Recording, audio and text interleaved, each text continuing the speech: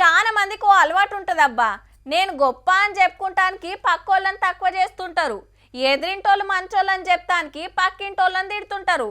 పలానా కంపెనీ బండి మంచిగా మైలేజ్ ఇస్తుందని చెప్తే అయిపోయేదానికి దీని కిందగా కంపెనీ బండి పనికే రాదంటుంటారు. ఉన్న ముచ్చట డైరెక్ట్గా చెప్తే అయిపోయేదానికి ఎటుకెళ్ళి ఎటో మాట్లాడే వరకు ఇంకేదో అవుతుంది ఆఖరికి.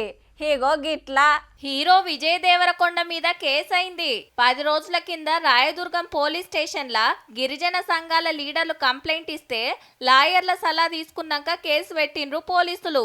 ఇంతకు కేసు ఏందంటే 500 years బ్యాక్ ట్రైబల్స్ కొట్టుకున్నట్టు వీళ్ళు బుద్ధి లేకుండా మినిమం కామన్ సెన్స్ లేకుండా చేసే పనులు గదన్నట్టు తిట్టింది పాకిస్తాన్ వాళ్ళనే గాని నడుమిట్లా మన గిరిజనుల ముచ్చట తీసుకొచ్చే వరకు వాళ్ళు గరమైతున్నారు. అంటే వెనకట గిరిజనులే కొట్టుకునేదా?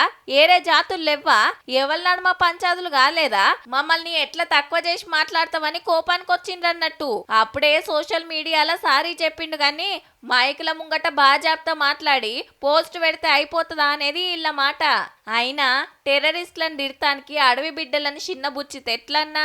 సినిమా షూటింగ్లు అంటే 1కి 4 మాటల టేకులు తీసుకొని డైలాగులు చెప్పే ఛాన్స్ ఉంటది. స్టేజ్ మీద అట్లా కాదాయే. ఒక్కపారి ఓ మాట అన్నామంటే వెనకకి తీసుకున్నాడు చాలా కష్టం. నలుగుట్లు ఉన్నప్పుడు ఏం మాట్లాడుతున్నాం ఎవరిని అంటున్నాం అనేది గాయంత చూసుకోకుంటే ఎట్లా సారు?